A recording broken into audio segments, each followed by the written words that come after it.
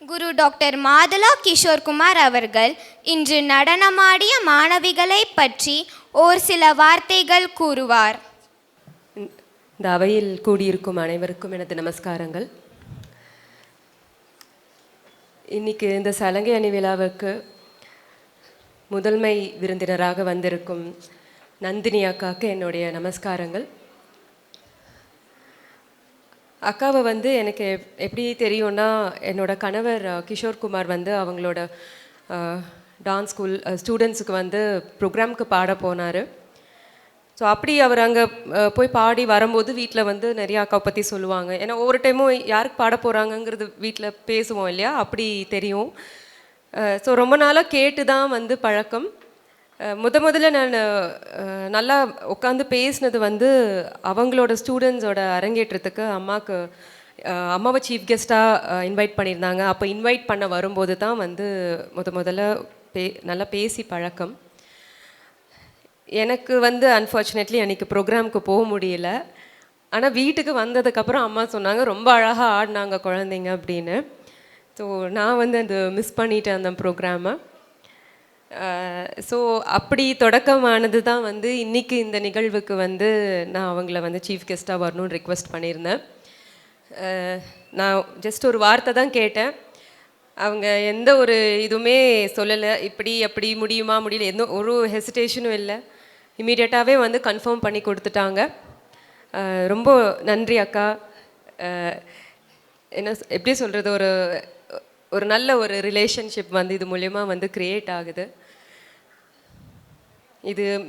இதே மாதிரி தொடர்ந்து போகும். இது ஃப்யூச்சரில் நான் ஏதாவது உங்களோட ஸ்டூடெண்ட்ஸ் ப்ரோக்ராம் கண்டிப்பாக பார்க்கணும், இதை மிஸ் பண்ணாமல். ஸோ அப்போது கண்டிப்பாக மீட் பண்ணலாம் சீக்கிரம். ஸோ நான் இப்போ டைரெக்டாக குழந்தைங்க எப்படி ஆடினாங்கங்கிறது பார்க்கலாம். முதல்ல இவங்களோட பயிற்சி எடுத்ததை பற்றி சொல்லணும். நிறையா சொல்லும் போது ஆரம்ப காலத்தில் அது இன்றைக்கி நீங்கள் இந்த மேடையில் பார்க்குறதுக்கும் அவங்க முதல்ல இந்த பயிற்சியை எடுத்துக்க ஆரம்பித்ததுக்கும் பார்த்திங்கன்னா ஒரு 100% டிஃப்ரென்ஸ் இருந்திருக்கும். அது அவங்களுக்கே தெரியும், அவங்க எப்படி இருந்தாங்க, இப்போ எப்படி ஆடி இருக்காங்க அப்படிங்கிறது அவங்களுக்கே தெரியும். அந்த விதத்தில் 3 குழந்தைங்களுமே அவ்வளோ எஃபர்ட் போட்டிருக்காங்க. இப்போ சொன்ன மாதிரி இப்போ நான் அதை சொல்லி கொடுக்குறதுக்கு எங்களோட ஐடியாஸ், என்னோட க்ரியேட்டிவிட்டி, அந்த மாதிரி எவ்வளோ அதில் நாங்கள் இன்புட்ஸ் கொடுக்குறோமோ அது அத்தனையுமே அந்த குழந்தைங்க அதை நல்லபடியாக வெளிக்காட்டலைன்னா அது தெரியாது. என்னோட முயற்சியும் வீண் தான். அப்படி நாங்கள் ஒவ்வொரு கிளாஸ்லேயும் என்ன இது இப்படி பண்ணணும், இந்தந்த விஷயங்கள் நீங்கள் என்ன இம்ப்ரூவ் பண்ணணும், இந்த இடத்துல இப்படி பண்ணணும், இப்படி நடக்கணும், இப்படி பார்க்கணும் அப்படின்னு ஒரு 100 இல்லை 1000 விஷயங்கள் சொல்லி இருப்பமா இருக்கும். அது அத்தனையும் அந்த குழந்தைங்க தனக்குள்ளே வாங்கிட்டு அதை இன்றைக்கி வெளிப்படுத்தியிருக்காங்க.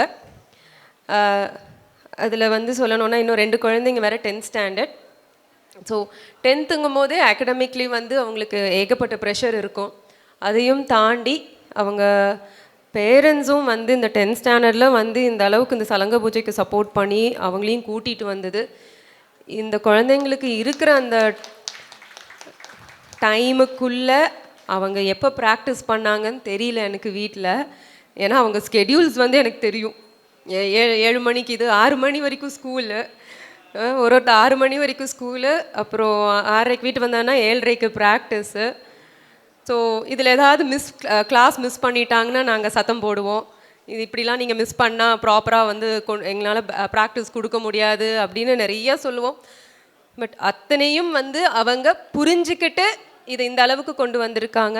ஸ்டூடெண்ட்ஸுக்கும் பேரண்ட்ஸ் 2 பேருக்குமே எனக்கு எந்த அளவுக்கு என்னோட நன்றியை சொல்கிறதுன்னு தெரில. Like I'm sharing it from my bottom of my heart.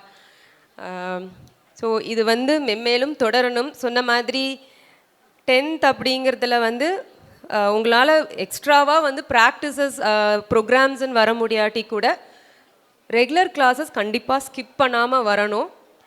ஏன்னா அதில் மாற்றம் அடைஞ்சிருச்சு அப்படின்னா கண்டிப்பாக அவங்களோட பர்ஃபார்மன்ஸ் லெவலில் கொஞ்சம் டிஃப்ரென்ஸ் தெரியும். ஸோ ரெகுலர் கிளாஸ் முடிஞ்ச அளவுக்கு கொண்டு விடுங்க. ப்ராபப்ளி அந்த எண்ட் ஆஃப் அந்த எக்ஸாம்ஸ் கிட்ட வரும்போது லீவ் எடுத்துக்கிட்டால் தெரியாது. ஸோ இவங்க 2 பேரும் 10th இனியா 10th இல்லை, பட் இருந்தாலும் எல்லா 3 குழந்தைங்களும் அவங்களோட எஃபர்ட்ஸ் போட்டிருக்காங்க. நான் இவங்க 2 பேர் 10ங்கிறனால கொஞ்சம் மென்ஷன் பண்ணி சொன்னேன். But all 3 are equal to me. எல்லாருமே வந்து ரொம்ப அழகாக பண்ணியிருக்காங்க. அடுத்து இன்னைக்கு வந்து அவங்களுக்கு மேக்கப் பண்ணது மகேஷ் அண்ட் தீபா. இதுக்கு உங்களுக்கு வந்து வீடியோ இன்வைட்லாம் வந்திருக்கும் இதுக்கு முன்னாடி ஃபோட்டோ ஷூட் எடுத்து. ஸோ 2 இதுக்கும் சரி, ஃபோட்டோ ஷூட்டுக்கும் சரி, இப்போ இந்த நிகழ்வுக்கும் சரி, மகேஷும் தீபாவும் தான் வந்து கூட ஒவ்வொரு விஷயங்களும் இருந்து சின்ன சின்ன விஷயங்களும் கவனிப்பாங்க. இங்கே மேடையில் ஆடுறது, இவங்க ஆடும் போது ஒவ்வொரு இந்த மேக்கப் ஆகட்டும், இந்த ஜுவல்ஸ் ஆகட்டும், எல்லாமே வந்து எந்த ஒரு சின்ன மாற்றம் ஆகிட்டாலும் இமீடியட்டாக அங்கே உள்ளே போனாங்கன்னா ஒரு ஐட்டம் முடிஞ்சு அங்கே அத்தனை வேலை நடக்கும். பரபரப்பாக பொட்டு மாற்றுறது, இங்கே வைக்கிறது, தொடச்சி விட்றது, ஸ்வெட்டர், அந்த மாதிரி உள்ளே வந்து செம ஸ்பீடாக வேலை போயிட்டு இருக்கோம். ஏன்னா நாங்கள் இங்கே வா அப்படின்னு சொல்லிட்டா உடனே வந்துடணும் அவங்க. So thanks Deepa and Mahesh. And musicians, அவங்கள தான் நான் ஃபஸ்ட் மென்ஷன் பண்ணியிருக்கணும். வாய்ப்பாட்டு என்னுடைய கணவர் திரு பவானி எஸ் கிஷோர்குமார். அவங்களோட சப்போர்ட் பல விதத்தில் இல்லைன்னா வந்து இன்றைக்கி இந்த நிகழ்வு குழந்தைங்க பண்ணுறதுக்கும் சரி, நான் இங்கே மேடையில் ஏறி பண்ணுறதுக்கும் சரி, அவங்களோட சப்போர்ட் இல்லைன்னா அது பண்ண முடியாது. அடுத்தது வந்து மிருதங்கம் நவீன், போலக்குடி நவீன். அவரோட வாத்தியங்கள் மிருதங்கம் பார்த்திங்கன்னா, ஏன்னா டான்ஸுக்கு வந்து எந்த அளவுக்கு பாட்டு முக்கியமோ அதே மாதிரி ரிதமும் ரொம்ப முக்கியம். ஸோ வந்து அழகாக அந்த குழந்தைங்களுக்கு ஏற்ற மாதிரி வாசித்து கொடுத்துருக்காரு. ஒரு சின்ன ஏதாவது டவுட்னா கூட இமீடியட்டாக கேட்டு, ஏன்னா நல்லபடியாக பண்ணணுங்கிறது தான் அவங்களுடைய நோக்கம். ஸோ அதனால் அது எல்லாமே கேட்டு அழகாக பண்ணுவாங்க. சிவராமண்ணா வயலின். ஒவ்வொரு அவங்க ஆடுறதுக்கு அந்த ராகத்தை இடையில பாடுறவங்களுக்கும் ஆடுறவங்களுக்கும் வந்து ஒரு என்கரேஜிங்காக அந்த இடையில அந்த ராகத்தை கொண்டு வரலன்னா அந்த கருவியில் அது எப்படி சொல்கிறது, அது ஒரு இனிமையான விஷயம் இல்லையா, அது ஒரு என்ஹான்ஸ் பண்ணி கொடுக்கும் இதை. அடுத்து வந்து சதீஷ், அதாவது என்னோட மாணவர். அலாரிப்பு, அதாவது 2வது ஐட்டம் வந்து சதீஷ் தான் வந்து நட்டுவாங்கம் பண்ணார். அலாரிப்பு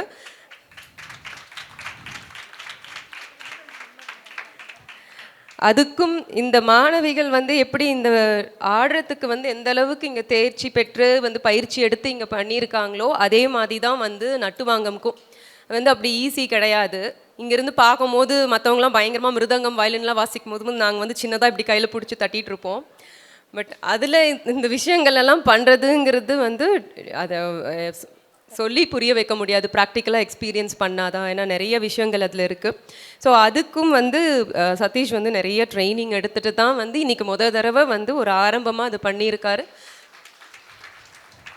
அவர் மென்மேலும் வந்து இதில் வந்து வளர்கிறதுக்கு நான் கைடன்ஸ் தரத்துக்கு ரெடியாக இருக்கேன். எந்த அளவுக்கு அவர் எடுத்து முன்னாடி வராருங்கிறது பார்ப்போம் இந்த விஷயத்தில். Video Ayyappan Anna and team பல வருஷங்களாக எங்கள் கூட தான் இருக்காங்க. நான் மென்ஷன் பண்ணுற எல்லா மெம்பர்ஸும் வந்து எங்களோட டோட்டல் லைக் ரொம்ப வருஷமாக எங்களோட டீம் தான், like a family members. Ayyappan அண்ணா வந்து ஃபோட்டோஸ், வீடியோஸ், ஃபோட்டோ ஷூட்டுக்கு இன்வைட்டுக்கானதும் வந்து அவங்க அண்ணா தான் வந்து பண்ணி கொடுப்பாரு. எப்போவுமே என்ன சொல்கிறது, என்ன கேட்டாலும் அண்ணா எனக்கு இப்போ இந்த சுச்சுவேஷனில் இருக்குது, எப்படி பண்ணலாம், இப்போ இந்த சுச்சுவேஷன் இருக்குது, எப்போனாலும் வந்து சொல்லுமா பார்த்துக்கலாம் இதுதான் சொல்லுவார். அண்ணா சென்னையில் இருந்தாலும் சரி, ஏன்னா அவங்க ஷட்டில் ஆகிட்டே இருக்காங்க சென்னை டு கோயம்புத்தூர். ஸோ அந்த மாதிரி விஷயத்துக்கு இடையிலையும் வந்து அவர் எங்களுக்குள்ள கன்வீனியன்ஸ்லையும் பண்ணி கொடுக்குறாரு. அண்ட் இப்போ ரீசெண்டாக இந்த வீடியோ இன்வைட் வந்து நான் கிட்டத்தட்ட ஒரு 2-3 கரெக்ஷன்ஸ் மாற்றி சொல்லிவிட்டு நான் கடைசியாக ஃபோன் பண்ணி அண்ணா ப்ளீஸ் நான் இது பார்க்காம விட்டுட்டேன், இதையும் எனக்கு மாற்றி கொடுங்கன்னு சொன்னேன். பரவாயில்லம்மா பண்ணிக்கலான்னு சொன்னார். ஸோ தேங்க்யூ அண்ணா. ஏன்னா நான் சொல்லும் போது எனக்கு ரொம்ப கஷ்டமாக இருந்தது, சும்மா சொல்கிறோமே அப்படின்னு. But thanks a lot Anna. And lights and sound RSS. So இவங்களும் வந்து ரொம்ப வருஷமாக அம்மா கிளாஸ் நடத்துனதுலேருந்தே வந்து ரொம்ப வருஷமாக வந்து பண்ணிட்டு தான் இருக்காங்க எங்கள் கூட. So we will continue. தேங்க்யூங்க. அண்ட் ஷோபிகா, தட் இஸ் அதை இவ்வளோ நேரம் கம்பேரிங் பண்ணிகிட்டு இருந்தா அந்த பொண்ணு.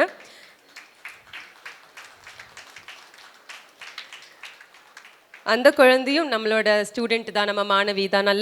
ரொம்ப அழகாக டான்ஸ் ஆடுவா. இங்கே எப்போவுமே வந்து சலங்கை பூஜைக்கு என்ன பண்ணுவோன்னா ஆடுற குழந்தைங்க அவங்க என்ன ஆடுறாங்களோ அந்த உருப்படியை வந்து மேடையில் அனௌன்ஸ் பண்ணுவாங்க. அது இல்லாமல் மற்ற விஷயங்களை வந்து யாராவது ஒரு மாணவி ஒவ்வொரு டைமும் ஒவ்வொரு நிகழ்வுக்கும் ஒரு மாணவிகளை நாங்கள் வந்து இதில் ட்ரெயின் பண்ணுவோம். இனிஷியலாக வந்து ஆரம்ப காலத்தில் நான் அப்படி பண்ணியிருக்கேன். அதுக்கப்புறம் மீனா நிறையா பண்ண ஆரம்பித்தாங்க. இப்போ கொஞ்சம் சதீஷ் பண்ணுறாரு. அப்புறம் மற்ற ஸ்டூடெண்ட்ஸ் எல்லாருமே. ஸோ இப்படி தான் நாங்கள்லாம் ட்ரெயின் ஆகி வந்தோம். ஸோ அதே தான் வந்து நாங்கள் இங்கே ஸ்டூடெண்ட்ஸ்க்கும் கொடுத்துட்ருக்கோம். ஸோ இது மூலயமா அவங்க வந்து இன்னும் ஒரு இந்த மாதிரி பேசுகிறதுக்கு இன்னும் ரெடி ஆவாங்க. ஒரு டான்ஸராக இருந்தால் கூட நாளைக்கு அவங்க எங்கே ஆடினாலும் அவங்க என்ன ஆடுறாங்கங்கிறது அவங்களுக்கு சொல்ல தெரியணுங்கிறதுக்காக தான் வந்து நாங்கள் அந்த மாதிரி ப்ரெசென்ட் பண்ணுறோம்.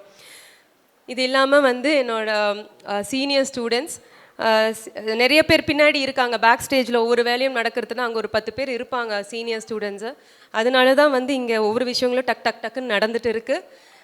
அது எல்லாத்தையும் மெயினாக கோஆர்டினேட் பண்ணுறது வந்து மீனா மேம். அவங்க வந்து ரொம்ப வருஷமாக என் அம்மாவோட ஸ்டூடெண்ட் அண்ட் எங்கள் கூட இருக்காங்க. பல விதத்தில் சப்போர்ட்டிவாக இருக்காங்க எங்கள் கூட. ஏன்னா அப்படி ஒரு விஷயமா நான் சொல்ல ஆரம்பிச்சேன்னா ரொம்ப டைம் எடுக்கும். ஏன்னா அவ்வளோ கூடவே இருக்கா. ஸோ நான் யாரையும் மிஸ் பண்ணலன்னு நினைக்கிறேன். So thank you everybody and thank you audience. என்ன எனக்கு ஆரம்பத்திலே சொல்லணும்னு தோணுச்சு, கொஞ்சம் கைத்தட்டி என்கரேஜ் பண்ணுங்கன்னு. சரி, இப்போ அட்லீஸ்ட் லாஸ்ட் ஐட்டம்காவது நீங்கள் கொஞ்சம் நல்லா கைத்தட்டி என்கரேஜ் பண்ணுங்கள்.